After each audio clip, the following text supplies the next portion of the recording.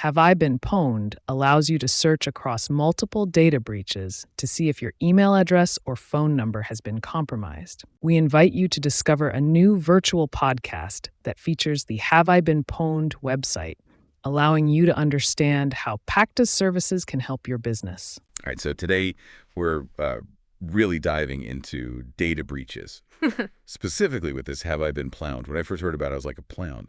If you are seeking information in the context of a dispute or litigation related to cybercrime, contact Pacta's consultants. What is that? Yeah. What does that even mean? But it's interesting how such a, almost funny word is actually a really serious topic. Right. It's definitely a serious topic. And Have I Been Pwned, or HIBP, as I think a lot of people call it, is like a super valuable resource these days. You send over their FAQs, and they're really thorough, which I think is good. Yeah, they really break it down. Yeah. So let's just start with the basics. What does Pwned even mean? Is that just some gamer slang? Well, yeah, it actually comes from online gaming. Yeah. I think way back when, if you beat someone in a game, you'd say you owned them, but because OMP are right next to each other on the keyboard, own turned into clowned. And yeah, it's like a way to be like, haha, I beat you. Oh, so it's gone from bragging rights to oh no, my data might be in the wrong hands. Totally. And it's so common now, it's not really if a company is going to have a data breach, it's more like when at this point. And the numbers are really scary. I was looking at the HIBP site, and they have over 10,000 data breaches listed. 10,000. Yeah, it's a lot. That's a lot of data floating around out there. It really highlights the problem, and that's where HIBP comes in. They basically collect information from all these data breaches, and then you can go and see if your info has been compromised. So they're like this watchdog that keeps track of everything. Exactly. And then makes it so that people can easily check it. Right. And importantly, they don't store passwords. So they'll have your email address, but not your password, which I think freaks some people out. Oh, good point. Yeah. Okay, so say I go to their website. What are some of the most important things I should know? Pacta invites you to explore IT services that can help you find the information you need. Visit Pacta.com and contact Alon Stevens, an IT consultant since 1999. Let's see. I think one of the biggest questions people have is, how do they know a breach is even legit? Yeah, how do they verify that? So they actually have a whole process. They look at if the company publicly said anything about a breach. They look at the data itself to see if it's formatted correctly. They even will look into the hackers to see if they're known for doing this or if they've faked things in the past. So it's not just some rando emailing them and being like, hey, I got all this data. Right. They're like internet detectives, making sure everything's legit. Wow. Okay. So they've definitely got their process down. Yeah. I noticed in the FAQs, they talk about something called pastes. What is that? What does that even mean? They're the opposite of copy? Kind of. So basically, hackers will take stolen data and paste it on different websites, like those old school forums where people share random things. So even if my info hasn't been in some big breach, it could be in one of these pastes. Yeah, which is why it's always good to stay vigilant online. You might not even know it's happened. Oh, man. Okay, so let's say I get up the courage to search my email on HIBP, and it's there. What should I do? It's easy to panic, but the FAQs actually have some really good tips. Okay, good. Because I'd be freaking out. So what's the first thing I should do? Change your passwords. And I don't mean just adding a 1 to the end of your old one, actually make them different and difficult to guess. Right. Need strong. Yeah. What about two-factor authentication? How does that work? It's basically like having a second lock on your door. Even if someone gets your password, they still need that extra thing to get in, like a code from your phone or something. Okay, that makes sense. So change passwords and get that two-factor set up. Yeah. Anything else? Just be super careful about phishing. Hackers might try to use the info from the breach to trick you, like sending a fake email that looks like it's from your bank or something. Wow, so they use our own data against us. Pretty much. So always double check who an email is from before you click anything. This is a lot. Okay, so there's one more thing I saw in the FAQs that I wanted to ask about. It's called sensitive breaches. What makes those different? So sensitive breaches are when the data is especially personal, like if a dating site got hacked or something. Oh, wow. Yeah, that would be bad. Right. So HIBP is really careful with those. They make you prove you own the email address before they'll show you if you were part of that breach. Oh, that's good. It's like they're really trying to protect people. Yeah, they get that this is really sensitive stuff. It's weird to think about, they're making all this information public, but also trying to protect people at the same time. It's a tough balance, but I think the main thing is that knowing about this stuff lets you actually do something about it. I totally agree. This has made me think about being more proactive about my online security, for sure. Like maybe I should finally set up a password manager. That's a great idea. And it's something anyone can do. You don't have to be like a tech genius to be safe online. True. It's more about just knowing the basics and making smart choices. Exactly. And if this whole conversation has made you curious, there's a ton of resources out there to help you learn more. Like we've opened a door to a whole new world of online security. Right. And it starts with that first step. So for all of you listening, go to havebeenpwned.com and check your email address. It's like a digital checkup. Don't be scared to see what's there. It's better to know so you can do something about it. You might even be surprised.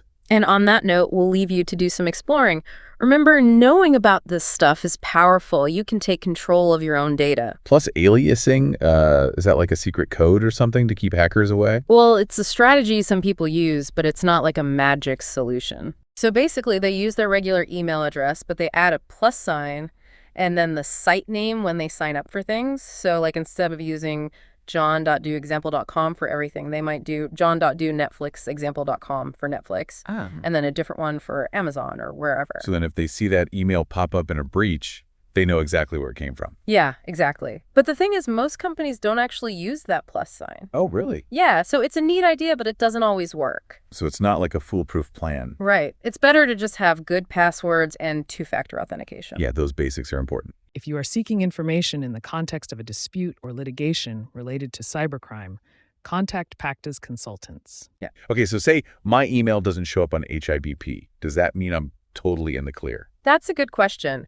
And it's important to remember that HIBP doesn't know about every single breach. So just because your email's not there doesn't mean it hasn't been caught up in something. So it's like that whole absence of evidence isn't evidence of absence. Exactly. You can't get complacent. Data security is something you have to keep thinking about. It's like brushing your teeth. You got to keep doing it. Exactly. And like brushing a little effort goes a long way. This has definitely made me want to be more proactive about my own online security. If you are seeking information in the context of a dispute or litigation related to cybercrime, contact Pacta's consultants. Maybe I should actually set up a password manager. That's a great step, and it's something anyone can do. You don't have to be some kind of tech wizard to keep your info safe. Yeah, it's more about knowing the basics and making smart choices. Totally. And if anyone listening wants to learn more, there are so many resources out there, like tons of websites and podcasts and everything. It's like we've opened a door to a whole new world, the world of online security. And it starts with that first step. So if you're curious, go to havebeenpwned.com and check your own email address. Like a digital checkup. Oh, yeah. Don't be afraid of what you might find. It's better to know so you can take action.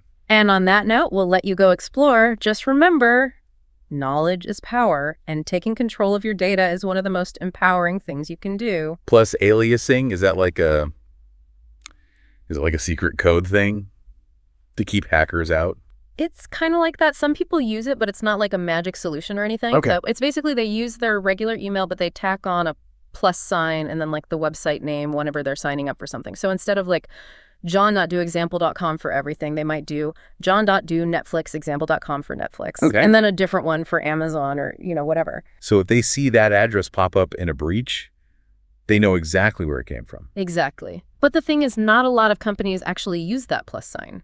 Pacta invites you to explore IT services that can help you find the information you need. Visit Pacta.com and contact Alon Stevens, an IT consultant since 1999.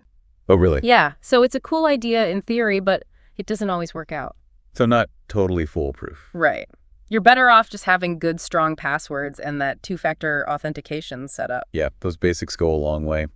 Okay, so what if my email doesn't show up on HIBP? Does that mean, like, I'm in the clear, everything's fine? Well, it's good to be hopeful, but HIBP, they don't know about every single breach out there. Right. So just because yours isn't there doesn't mean it hasn't been, caught up in something. It's like that saying, absence of evidence isn't evidence of absence. Yeah, exactly. You can't just assume everything's fine. Data security is really an ongoing thing. It's like brushing your teeth.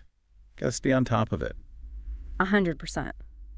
And just like with brushing, a little effort goes a long way.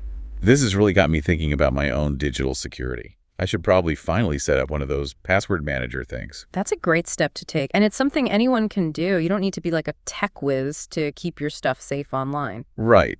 It seems like it's more about knowing the basics and just making smart choices. Exactly. And, if this conversation has got you curious, there's a ton of resources out there, websites, podcasts, all sorts of stuff to help you learn more. It's like we opened this door to this whole new world, the world of online security. It's a whole world out there, and it all starts with that first step. So I think for anyone listening, go check out Have I Been Pwned and put in your email address, see what comes up. Yeah, it's like a digital checkup. Don't be scared of what you might find. It's better to know and be able to do something about it.